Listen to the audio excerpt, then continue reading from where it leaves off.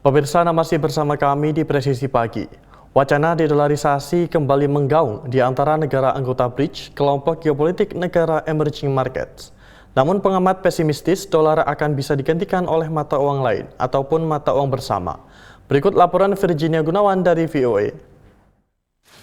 Ketidakpercayaan dan perbedaan di antara negara anggota BRICS seperti India dan Tiongkok jadi batu sandungan besar untuk bisa sepakat akan mata uang gabungan, menurut pengamat.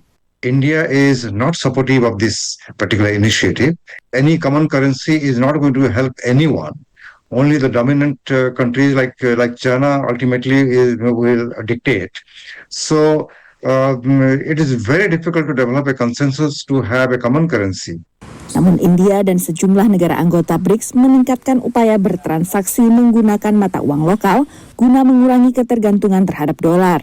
There are 17 countries that have been identified by the government of India with whom India wants to trade in either rupees or a bilateral currency. Diskusi terkait mata uang BRICS memperoleh momentum pada tahun 2022 setelah AS menjatuhkan sanksi ke Rusia mengikuti perang Ukraina dan meningkatnya ketegangan antara Barat dan Tiongkok. Mengikuti wacana dedolarisasi, Presiden terpilih Donald Trump berencana mengimplementasikan tarif 100% ke barang yang masuk dari negara anggota BRICS. Namun analis khawatir strategi ini justru akan beresiko pada pengucilan Amerika Serikat dari pasar global. Akhir Oktober lalu dalam KTT BRICS di Kazan, Rusia, Indonesia menyatakan ketertarikan untuk jadi anggota BRICS. Ini diperkuat dengan pernyataan resmi Presiden Prabowo Subianto dalam ajang Indonesia-Brazil Business Forum pertengahan November lalu. Memang ingin mengatakan pada negara-negara Barat, Amerika Serikat, negara-negara Eropa bahwa kalian nggak bisa kontrol saya 100%. Saya ini bebas juga. Saya mau ke sana, mau ke sini. Kalau kalian butuh sesuatu ya kita deal lah. Kita diskusikan. Kalian mau kasih apa, saya mau ini. Sementara bagi anggota inti BRICS, keanggotaan negara baru akan bisa membantu postur geopolitik mereka. Kita harus memahaminya bahwa setiap negara di dalam BRICS ataupun yang mendaftar ke BRICS itu kepentingannya beda-beda. Ya, seperti Cina, misalnya kecewa karena tidak, selalu dianggap musuh, padahal dia merasa dia nggak mengancam siapa-siapa. Rusia, sementara Rusia memang mungkin memanfaatkan ini untuk meningkatkan bargaining power mereka di hadapan negara-negara Barat, karena kalau enggak mereka nggak punya teman. Selain anggota inti Tiongkok, Rusia, India, Brasil, dan Afrika Selatan, kelompok BRICS memperluas jaringannya mencakup Iran, Uni Emirat Arab, Ethiopia, dan juga Mesir. Dari Washington DC, Virginia Gunawan dan tim VOA.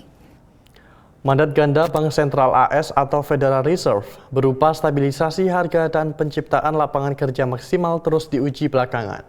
Setelah perhatian pelaku pasar dan investor banyak tertuju ke ketenaga kerjaan, di tengah tingginya suku bunga kini muncul kekhawatiran kembali menguatnya inflasi.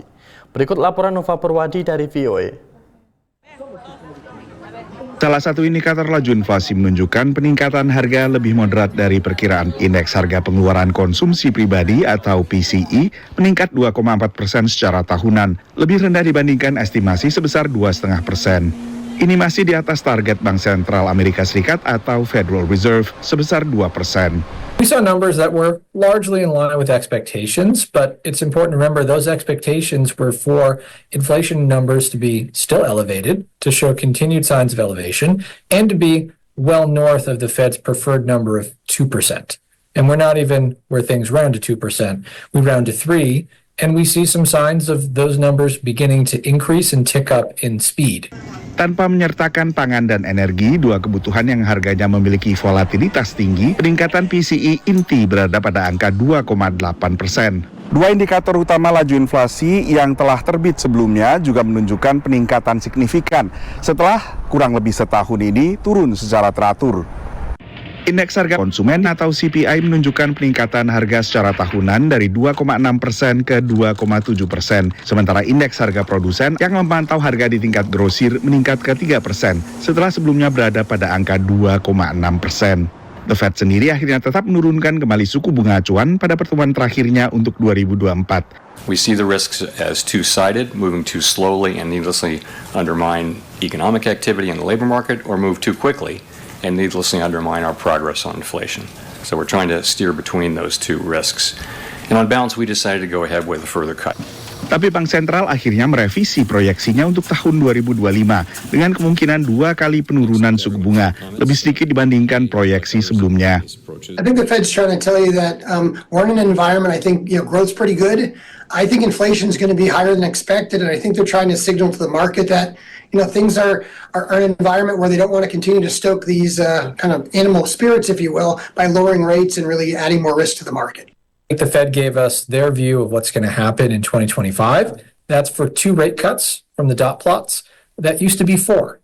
I think the Fed is signaling very strongly to us that data dependency means really paying attention to inflation. We'd thought the shift had been made just to the jobs market. The Fed had been vocal about that. But now we hear Fed Governor Hammack making very clear that this could also be an inflation story for 2025.